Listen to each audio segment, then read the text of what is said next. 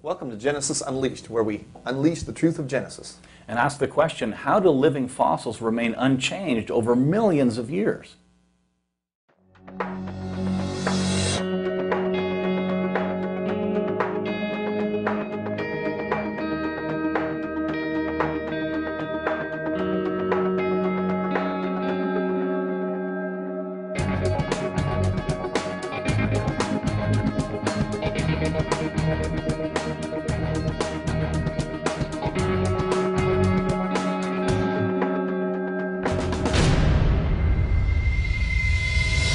Welcome to Genesis Unleashed. We are on question 10 of the 15 Questions for Evolutionists flyer.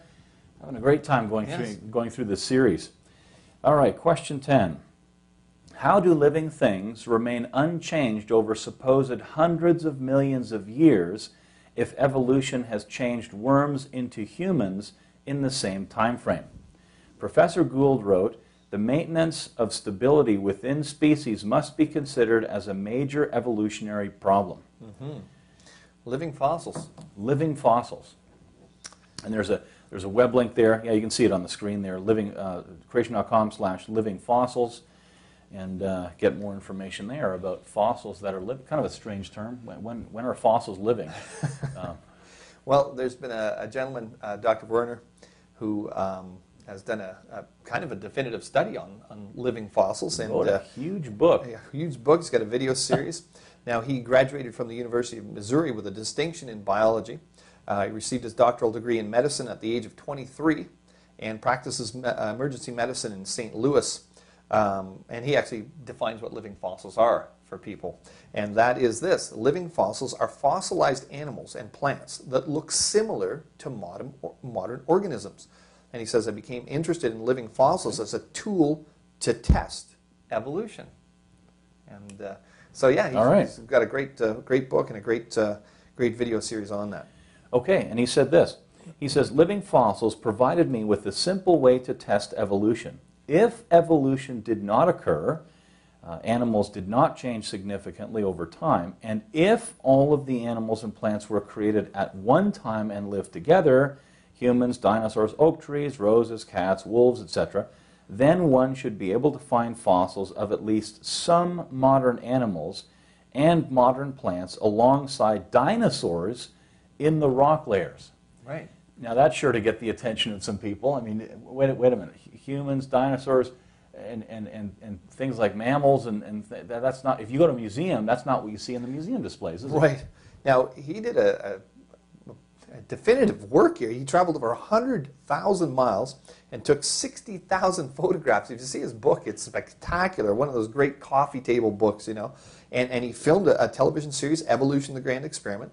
And what he did is he focused on fossils that have been found in dinosaur-layered rocks. So he didn't want anybody to criticize him and say, you know, well, here's his quote. He says, "We looked at only fossils found in the dinosaur dig sites so that scientists who support evolution could not suggest that the fossils we looked at were not old.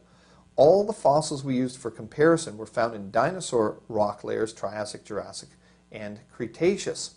So this way, nobody could argue with him and say, well, no, what you're finding really, you know, that must have been from a different era or something like that. So he went to the rock layers that have been labeled by evolutionists as dinosaur age rock, Mesozoic rock. Right. Yeah. So very quickly here, we're just going to go through briefly some of the things that Dr. Werner's found.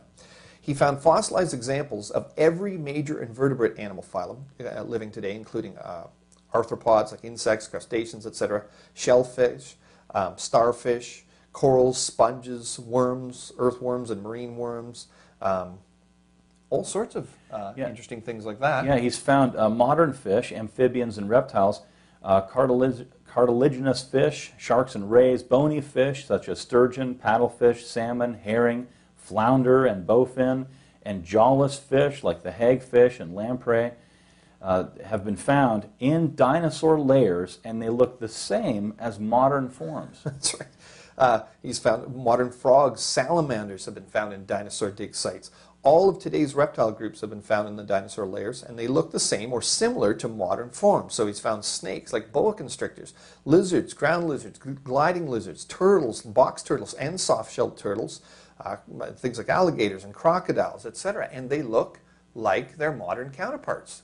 I mean, we would consider them modern in the sense that they're the same kind anyway. But yes, for an evolutionist, you wouldn't expect that they would look so much the same, right? Right, right. Contrary to popular belief, he says, modern types of birds have been found, including parrots, owls, penguins, ducks, loons, albatross, cormorants, sandpipers, avocates, I don't even know what that is, etc.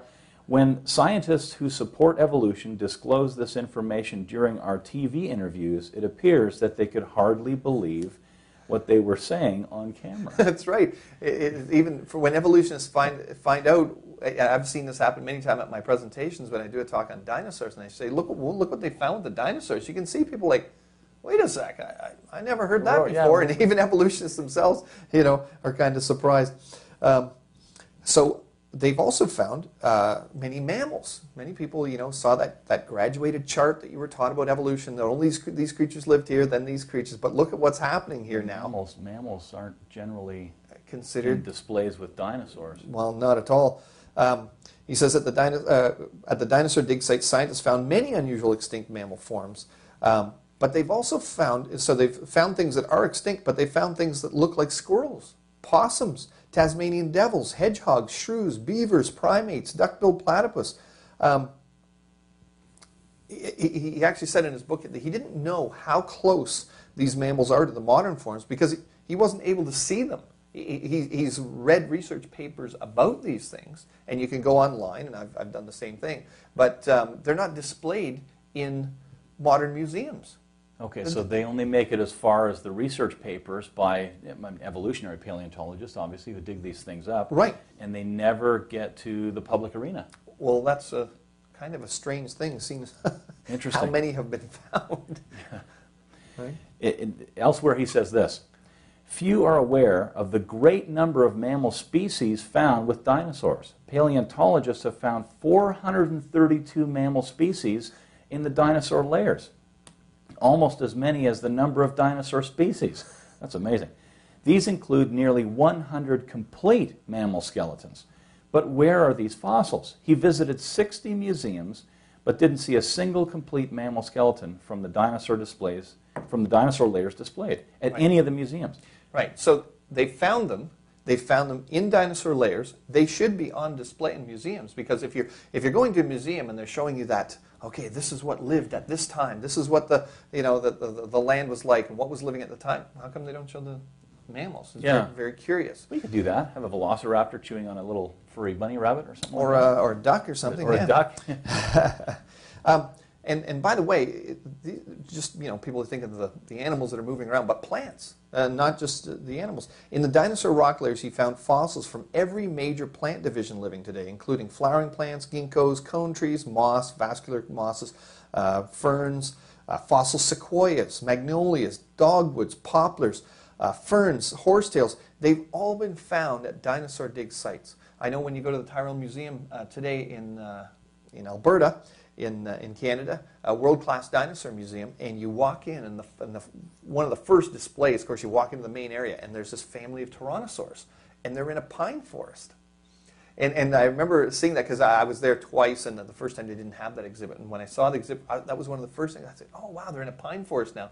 So they're recognizing, because when I was growing up, you always pictured it in some jungle or some land before time. We had an article in our Creation magazine a few years back on grasses. There have been the digested remains of grasses, about 5 different types of grasses found in the fossilized dinosaur dung. Coprolite it's called. Yeah. And there was grasses. I mean, and why we did that episode is because at one time evolutionists said, well, there was no grass around at the time. What would be tied any illustrator that would have that would have dinosaurs walking around on grassy plains? But grasses were around at the time of the dinosaur. That's right. All right. Carl relates how evolutionary scientists give fossils different genus and species names from living forms, creating the illusion of evolution. Let me give you an example, he says. A scientist found a fossil sea urchin in Cretaceous rock that looks nearly identical to the modern purple heart sea urchin, but assigned it a completely new genus. If you saw that creature alive in the ocean, you would recognize it as a purple heart sea urchin. The different names suggest that sea urchins have changed over time, but this is contrived evidence for evolution. The fossil looks the same as the living one. Right, so you've got the fossil one is a holister, and the new the modern one is a spatangus. So if you were to look it up in a book, it would, wow, these are two different things because they got two different names. But when you just look at the pictures that were on the screen there, it's the same thing. Yeah. It's a fictitious change. Okay, so let's get to the answers that we did receive from evolutionists challenging this. And answer number 1 was this. When creatures find no need to adapt to changing circumstances, they just don't change. Okay, so evolution then is meant to explain how animals change and how they don't change. Right, so they enter evolutionary stasis. So evolution is commonly known as change, and stasis is known as no change. So now you're not changing in the change. You have these terms like evolutionary stasis, which is a contradiction of two terms. Yeah. Interesting. But the mutation rates in those things that apparently don't change, according to this answer, the supposed answer that came in, the mutations don't stop. Right. I mean, the DNA in this thing is going to keep mutating, and all of the other organisms around it in that environment were evolving. They were changing, according to evolution theory.